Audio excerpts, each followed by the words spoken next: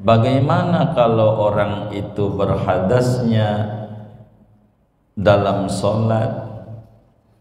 Andai orang itu lagi sholat, kentut macamnya, nggak sengaja sih udah ditahan, keluar juga gitu, kentut lagi sholat, bagaimana tuh? Assalamualaikum warahmatullahi wabarakatuh. Bismillahirrahmanirrahim. Dari sahabat Nabi Abdullah bin Umar radhiyallahu ta'ala anhuma, kata beliau, qala Rasulullah sallallahu alaihi wasallam, la yaqbalullahu salatan bighairi tahurin wala sadaqatan min ghululin. Kata Nabi, Allah tidak terima salat model apapun tanpa bersuci, tanpa suci dari hadas, dari najis, tanpa punya wudu. Begitu. Enggak terima tuh mananya enggak sah. Adamul qabul tuh yastalzimu adam as-siqah. Maksudnya enggak sah salat kalau enggak suci. Sebagaimana Allah enggak terima sedekah dari hasil nyolong, hasil korupsi. Enggak dapat ganjaran dari korupsi, bangun masjid, korupsi 5 miliar, sumbangin ke masjid 5 miliar. Jadi enggak masjidnya? Jadi. Diterima enggak? Diterima enggak sama Allah? Kagak, hasil nyolong. Jadi Allah enggak terima. Begitu. Bagaimana kalau orang itu berhadasnya dalam sholat?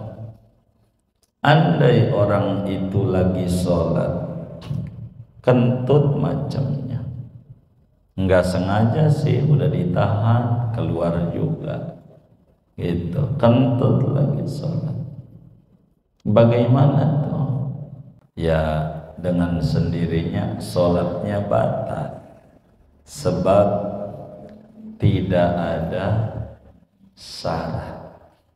Di mana syarat sholat yang pertama bagian ke-1 kudu suci daripada hadas kecil dan hadas besar. Begitu. Enggak sengaja. Bagaimana kalau sengaja? Apalagi orang kagak sengaja aja batal, apalagi sengaja. Begitu.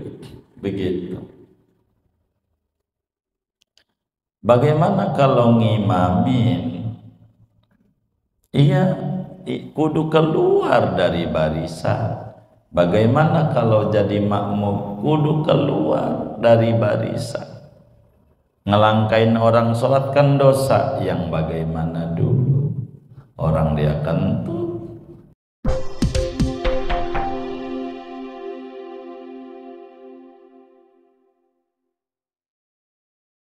Babu syurutis sholati, adapun ini yaitu bab menjelaskan tentang syarat-syarat as-sah salat. Asyurutu li sihhatis sholati arba'atun, adapun syarat-syarat bagi kesahan salat yaitu ada 4 perkara. Al-awwalu at-taharatu anil hadatsaini wa anin najasati allati la yukhfa anha fil jasadi wal malbusi wal makani. Adapun yang pertama yaitu suci daripada 2 hadas dan daripada najis yang tidak dimaafkan daripadanya pada badan dan pakaian dan tempat. Wasani satrul aurati, a'lal badani wa jawanibihi lil qadiri alaihi. Adapun yang kedua yaitu menutup aurat dari bagian atas badannya dan si samping-sampingnya bagi orang yang mampu atas menutup. Walau shalla fi dhulmati munfaridan anin nasi, sekalipun ia sholat di kegelapan padahal menyendiri daripada manusia. Wallahu a'lam bishawab. Saudara sekalian yang mulia, malam hari ini kajian kita akan membahas tentang syarat-syarat sholat. Jadi syarat sholat itu ada dua. Ada namanya syarat wajib sholat, ada namanya syarat sah sholat. Berbicara syarat wajib sholat udah kelewat, sehingga maksud bab ini adalah membahas syarat-syarat kesahan sholat. Perlu diketahui syarat itu secara bahasa artinya tanda. Namun syarat dalam terminologi agama ma yatawaqqafu alaihi sihhatus sholati wa huwa kharijun anha. Dalam ta'rif rasamnya, syarat itu perkara yang dibutuhkan untuk kesahan sholat, namun bukan bagian sholat, bukan juz daripada sholat. Kayak wudu, di mana sholat dibutuhkan wudu, tapi wudu di luar sholat, bukan bagian sholat. Tapi sholat tidak sah bila kemudian tidak punya wudu, tidak punya wudu. Berbeda dengan rukun salat. Kalau rukun adalah perkara yang dibutuhkan untuk kesahan salat dan dia merupakan bagian unsur daripada salat. Kayak sujud itu. Sujud itu salat, kalau enggak sujud enggak sah. Dan sujud ini adanya sesudah takbir dan sebelum salam. Ini disebut syarat. Namanya syarat. Sehingga bila mana salat itu ketiadaan syaratnya, maka dengan sendirinya salat itu tidak sah dan wajib diulang kembali. Mata fuqidati syurutu lam tasihhat as-salatu wa tajibu i'adatuha. Bila syarat salat itu enggak ada, maka kesahan salat pun enggak ada, sehingga wajib diulang salatnya, tentu dari syaratnya. Begitu syarat. Nah, di sini dijelaskan asyurutu li sihhatis sholati arba'atun. Perlu diketahui bahwa syarat-syarat sah sholat itu ada 4 macam syarat.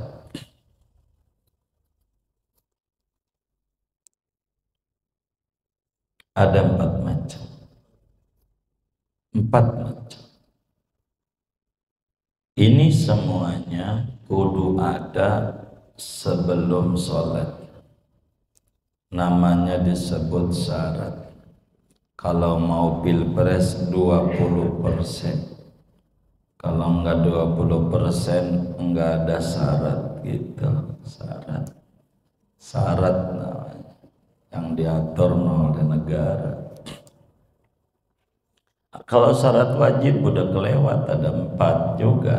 Islam, baligh, berakal, suci dari haid dan nifas. Dan udah kita jabarin pertemuan sebelumnya tentang syarat-syarat wajib.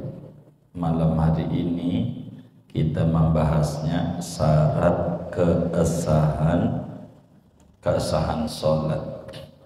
Jumlahnya ada 4. Syarat wajib sholat ada 4 kata kita Riyadh, dan syarat sah sholat juga jumlahnya ada 4. Yang pertama adalah al-awalu at-taharatu anil hadasaini wa anin najasatil lati la yufa anha fil jasadi wal malbusi wal makan. Yang pertama adalah syaratnya kudu suci. Yang pertama syaratnya kudu suci. Kudu suci ini ada 2. Makanya kalau kita dengar kiai bilang syarat sholat ada 5, berarti memecah nomor 1 yang di Riyadh dibikin 2, karena nomor 1 itu syaratnya kudu suci. Kudu suci itu ada 2. Pertama, kudu suci dari hadas kecil dan hadas besar. Keduanya kudu suci itu kudu suci daripada najis yang tidak dimaafkan. Jadi suci dari hadas, suci dari najis. Yang pertama dari nomor 1. Kalau bahasa Indonesia A atau A, 1A, 1B. Suci dari hadas. Suci dari hadas ini artinya baik hadas kecil maupun juga hadas besar. Di dalamnya kudu punya wudu, kudu tidak ada junub, hadas besar tuh. Kalau junub kudu mandi dulu gitu. Itu begitu. Kudu suci. Ya, alat bersucinya ya bisa dengan air wudu, bisa pengganti air seperti tayamum. Begitu. Seperti tayamum. Ini namanya disebut syarat. Singkatnya kudu suci dari hadas kecil dan hadas besar. Hadas besar itu junub, habis bersetubuh, atau habis keluar mani, atau haid, nifas, wiladah. Sehingga saudara-saudara sekalian, orang yang berhadas, singkatnya enggak punya wudu, pastikan sholatnya tidak sah. Enggak punya wudu. Kenapa? Karena dia berhadas kecil. Bagaimana kalau kemudian lupa, enggak punya wudu sholat tuh isya, Udah salam ingat kalau dia nggak punya wudhu, ya kudu wudhu, ulang sholat tadi, sebab ketiadaan syarat. Bagaimana kalau seminggu? Ya seminggu dia ulang, begitu, tergantung. Itu namanya syarat. Tadi dijelaskan ketiadaan syarat berimbas ketiadaan yang disyaratkan. Sholatnya dasar, wajib diulang. Begitu juga junub, hadas besar, malam habis tidur sama bini, begitu emang kebetulan kudu ngimamin jadwalnya, bangun kesiangan, udah adzan, wudu aja, lari aja ke masjid ngimamin, udah salam wiridan pulang, makan nasi uduk sama semur jengkol. Ingat kalau belum mandi, bagaimana tuh? Ya sholat subuhnya kagak sah. Orang belum mandi, namanya syarat pertama nih nggak ada, kudu suci dari hadas kecil besar. Dia berhadas besar. Jadi gimana? Ya mandi, habis mandi ulang sholatnya tuh. Jam 7 ya jam 7 lah. Makmum bagaimana? Enggak tahu mau enggak apa-apa, kecuali dianya cerewet ambil mik masjid yang tadi pagi makmum ame gue itu enggak sah sebab gue belum mandi, malam habis tidur sama bini 3 ronde betul-betul sampai KO, begitu, kayak begitu gitu, enggak sah karena berhadas.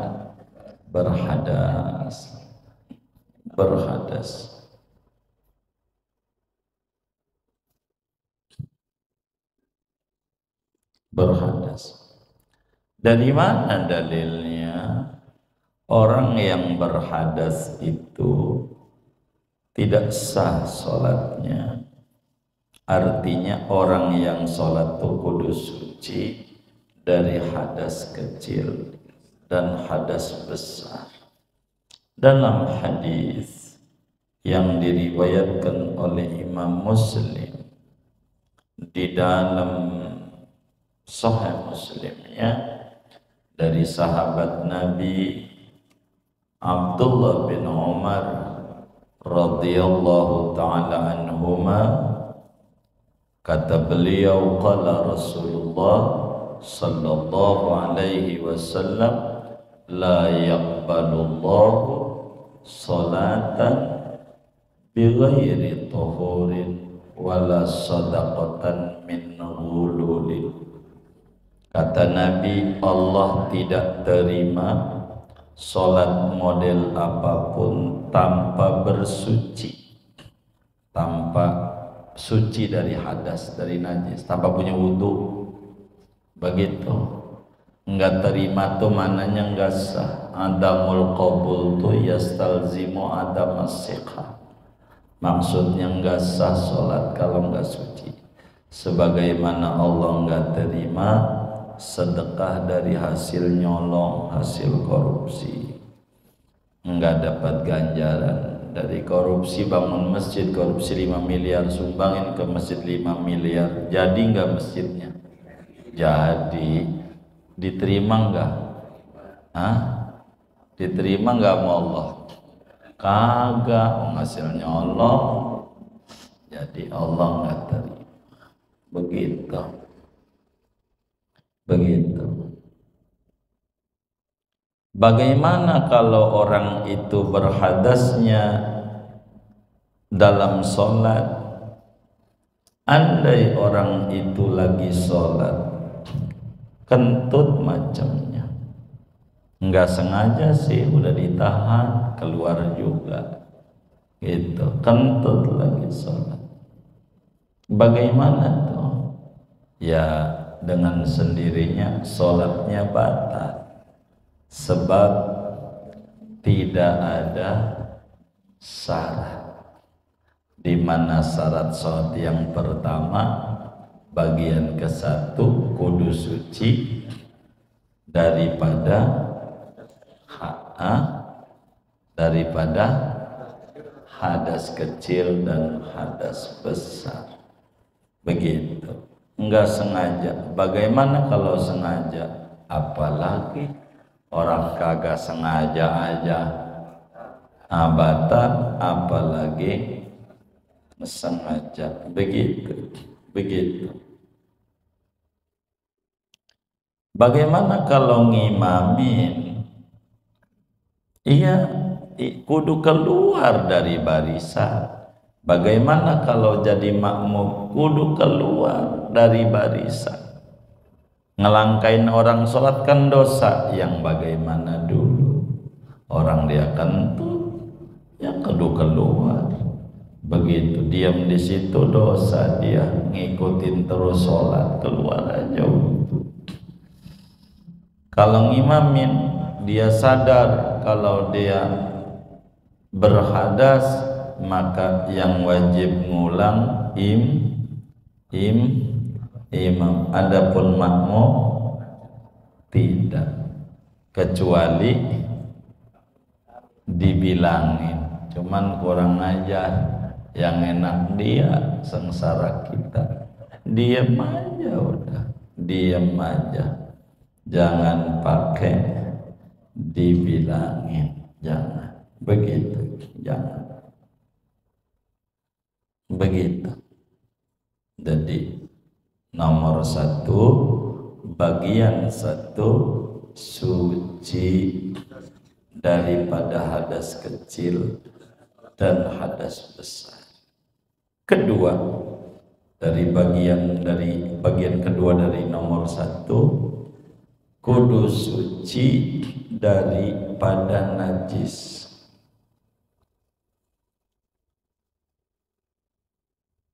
Najis yang bagaimana? Najis yang tidak dimaafkan dalam sholat. Kalau najis yang dimaafin dalam sholat enggak apa-apa. Begitu. Apanya yang kudu suci? Yang kudu suci itu saudara, fil jasadi, badannya kudu suci.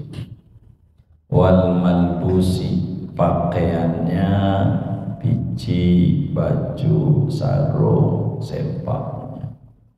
Begitu yang dipakai sorbannya.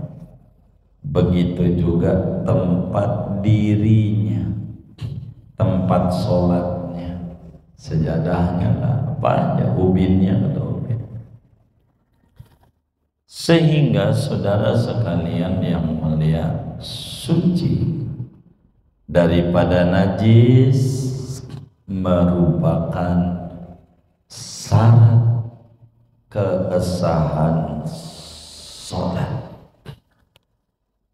Syarat kesahan sholat. Dari mana dalilnya?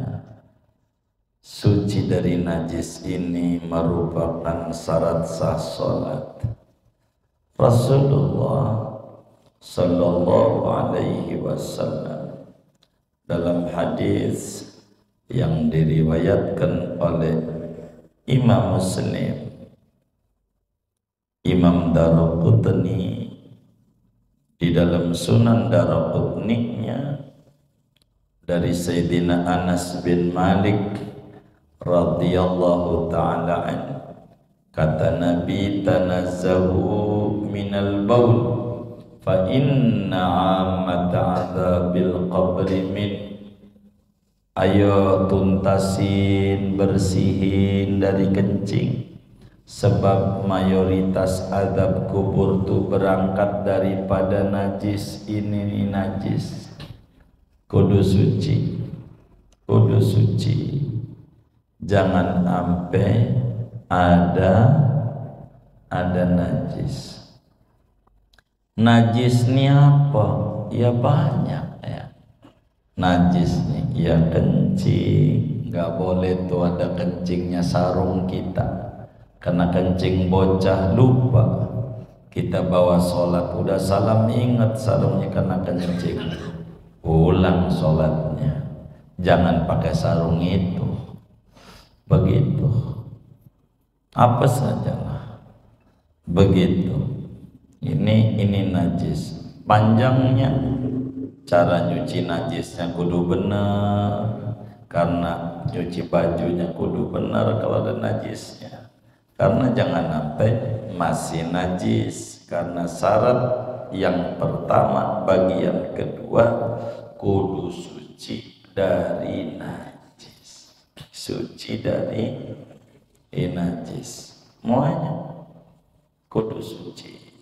Begitu, apanya aja begitu, kudu suci. Kencing, apalagi ya tinja, kemudian itu darah dan yang lain-lainnya. Nabi bilang kepada Sayyidatuna Fatimah binti Abi Hubaish ketika bertanya kepada Rasulullah SAW tentang darah, haid itu darah juga, bagaimana urusan sholat? Kata Nabi, idza aqbalatil haidatu fad'i as-salata wa idza adbarat faghsili an qiddam wassalli.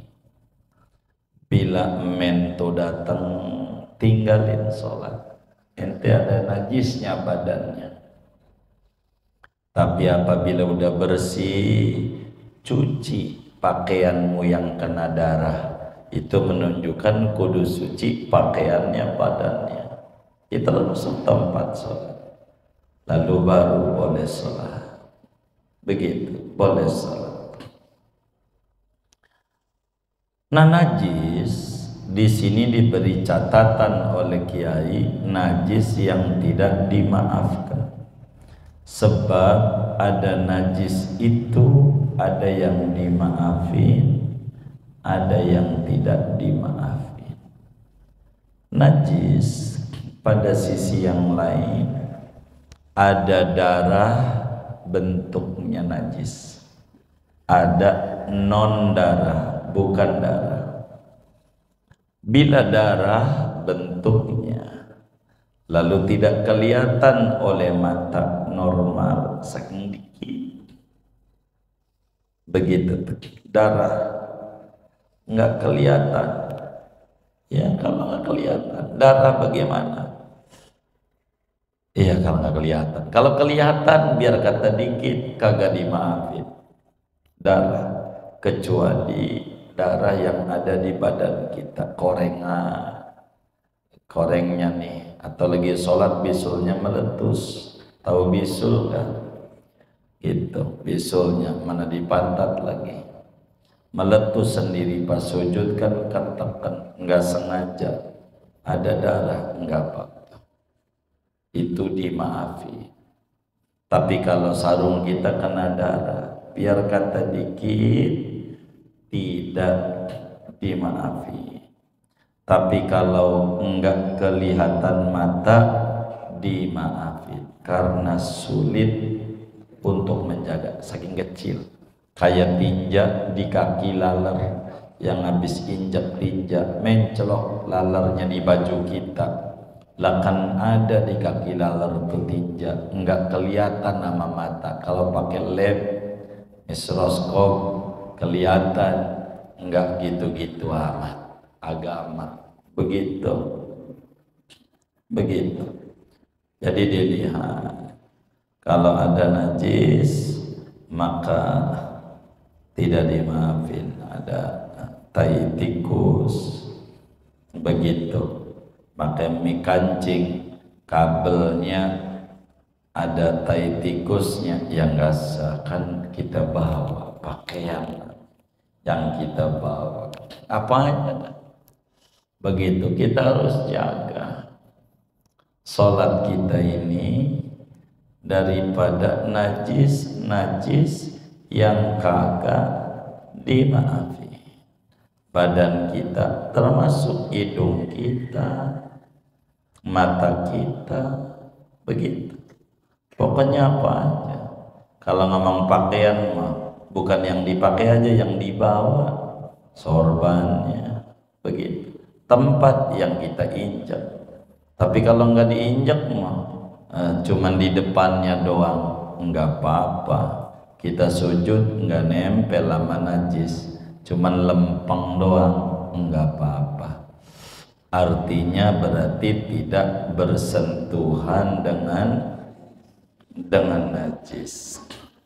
Ini kita harus pahami. Kalaulah kita sholat ada najisnya, sarung kena ompol bocah, kita pakai sholat dohor lupa, asar, maghrib, isya, pasti saya ingat bahwa sarung yang kita pakai ada najisnya, maka enggak sah sholat dohor kita, asar kita, maghrib kita, isya kita yang pakai sarung tersebut.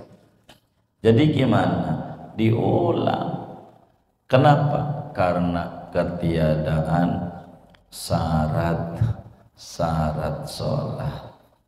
Ketiadaan syarat sholat. Inilah di antara ajarannya.